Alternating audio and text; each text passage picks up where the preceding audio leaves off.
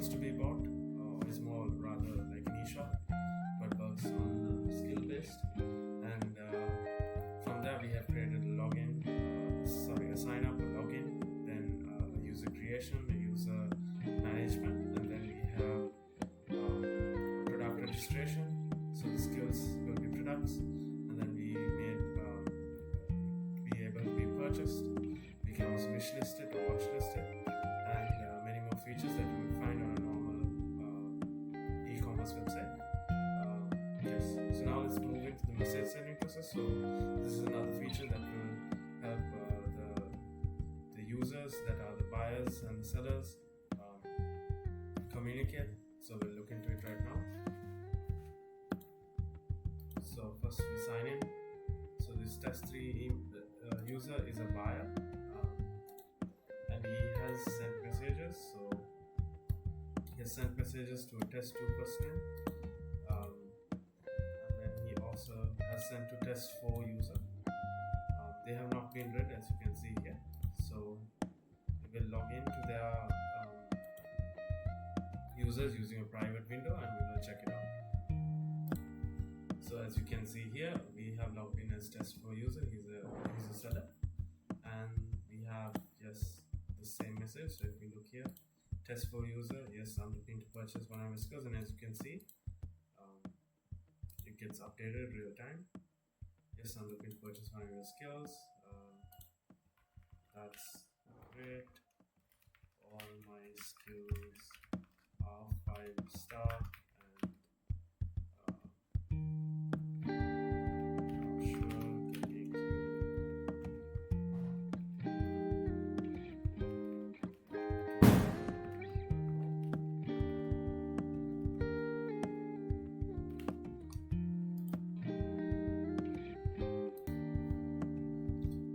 So we have sent it, and as you can see, it gets updated automatically %. So that is that for our messaging process, as from the viewer side. So we'll now go back, and we'll actually just close this and look into the code. So our messaging has 3 main sections. So we first have, so we come to our tab. So we have 3 tabs on our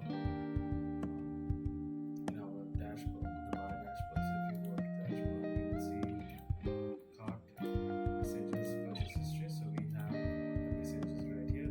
That works as a tab in itself. So let's go and look at that. So if we go to messages, so you can see here we have the conversation list, the chat area. We looked at this in the earlier HTML section, and now we will look at the script section.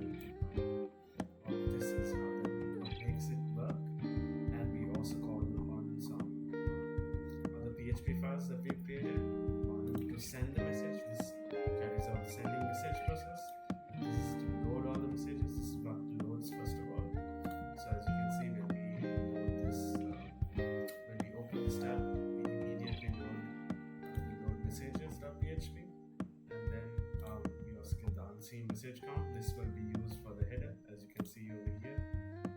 So it's not shown here, but I showed it previously when I logged into the test user form. So you can see that there. Yes, so let's go one by one through the script and understand what is happening. So first of all, we start with our function load chat list.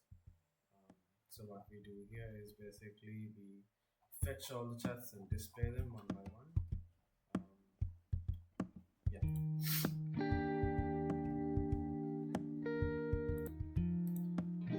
Yes. So first, active other ID. This makes sure that the active ID is as such. Someone else's chats. And then we start by first calling the backend when we have the get chat list. So let's get chat list.php. So we will find its own. So we will do that. So we start the session. And then we check whether the session variable is active. This we have seen in all the other files. Then we go and load our database. Then we set the response type to JSON.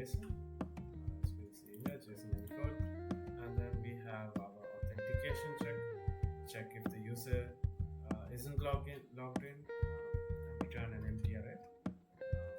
And then we have finding the chat variables of current users.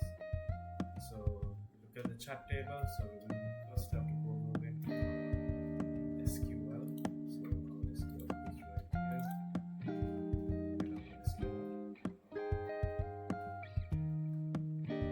Schema. So we first look at the database.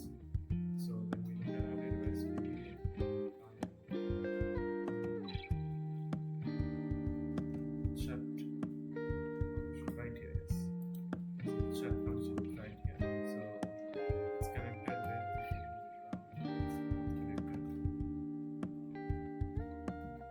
user.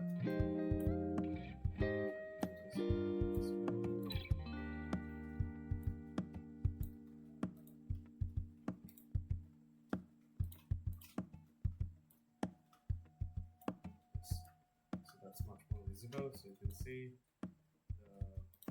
the chat is connected to the user. So we have a two-way relationship. So it goes back and forth. So with that we can get the user ID and the chat ID from user ID, and also well as the two user ID. So we have that there. And look at our table. So as you can see here, so the chat ID, this may go on till maybe a billion or a million. And then we have user ID from user ID to user ID. Status unseen, seen, greater than. So based on this is how we update our web page. So let's go back to get chat list and look at it once again. So first of all, we need to get the other users in. So we have sent a message to another user. So that user is taken. So if based on this we get the other user's information, we get the last message content. As you can see here, we have the last message seen here. It's saved as content. So we get that from there. Then we loop through the conversation so that we can get all the information. So that's right here. And then we get the other user info, and we set them variables ID, name, username, last name as such and such, and then we import it into JSON, and then we go back here and display here. So then once we have processed this, awaits the response from JSON, and then we get the element ID, the chat list, and then display the chat list. Then we have a section that we give creates a clickability for this section, highlights the chat. As you can see, this is quite different from what we have here. As you can see, it's gray, whereas when we come here, there is gray, but certain sections are changed into the color blue. So that is for that. Yeah, as you can see here, font blue. So it changes if it has been clicked, deep on click. So if the chat has been clicked, we change it to blue. Yeah, and at the same time, we also display that small number on top of the dashboard top right here. Header, sorry. So the header will display that. Then we come down, select chat section. So this displays the last name, the chat name, the last message, the time, and the batch. So as you can see here, it says track. And also changes the color, so on.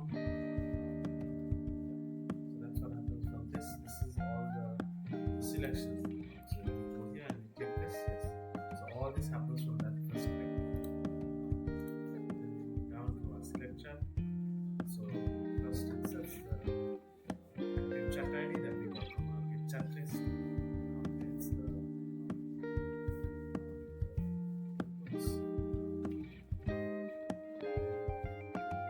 chat header, updates our input area, the chat input area, loads our chats. So then we have message section. So we go and look at our message. As you can see, we'll skip through this part. So as you know, we'll go through this. Make sure there's a connection. We make sure the session is active. We make sure the IDs are active. IDs are active, and then we make sure that we can exchange all of these into JSON. Then we fetch our messages. We assign our the data that we got into these variables so that they can be updated into the website. And then we also that we import this as a JSON message and send it back. So then once we have received the load message, as you can see here, process load message. Once that has been received, we get the message area. So the message area now, So message area converts to JSON, converts to HTML, and we make sure that right this actually determines where the message goes based on who has sent it to who, and then we get that and we style it accordingly. This also has the part the check mark. So this is also actually a continuation of this section that we see here, the unread or read track. So based on that, the unread track comes back here, and then we have our status to be shown. So while this helps to update the top of our header, this updates the chat area while we are looking at it. Then we also build a nice message bubble. And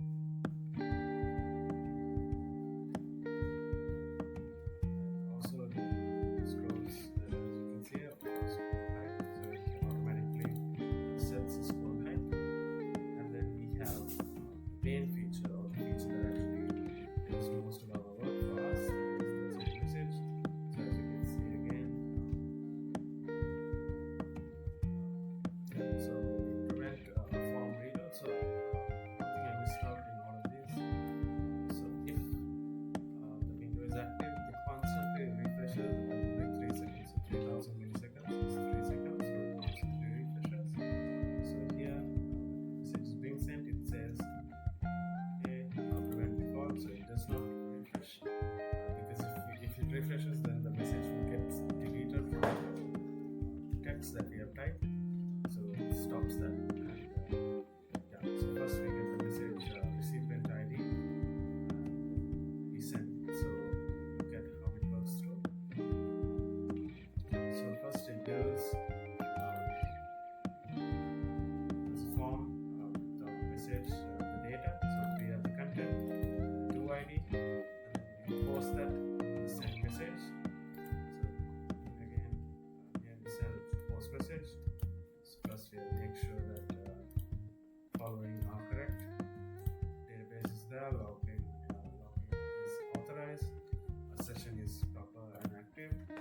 Make sure that it is not empty. So if it is empty, invalid message data. If we just do not send anything, you cannot send a message to yourself. So make sure that the IDs are not the same. So ID to ID cannot be the same. And then all we do is a small insert to our database, insert into chat from user ID, the to user ID, the content, as such. And so if it is a success, we go ahead. If not, we say fail to send a message. And yeah, and then we just get the JSON response. And then we clear the input that we type, and it gets shown as a message. Then we have our filter chats. As you can see, there is a chat filter right here. It's a search. We have not done much with it, but yeah. So based on that, you just get the search query and moves to chat list items. So if you have sent something, you can type it in and it will check maybe the name, content, and so on. Yeah. Then we have the initial, the load chat list. So this is the initial thing that actually starts in start. It loads just as the page opens. It checks the other ID and the other name and displays it. So yeah, that is all for the our, our chat program. We'll actually go through it once again through all the functions. So we first have load chat list. We get all our chats in display room.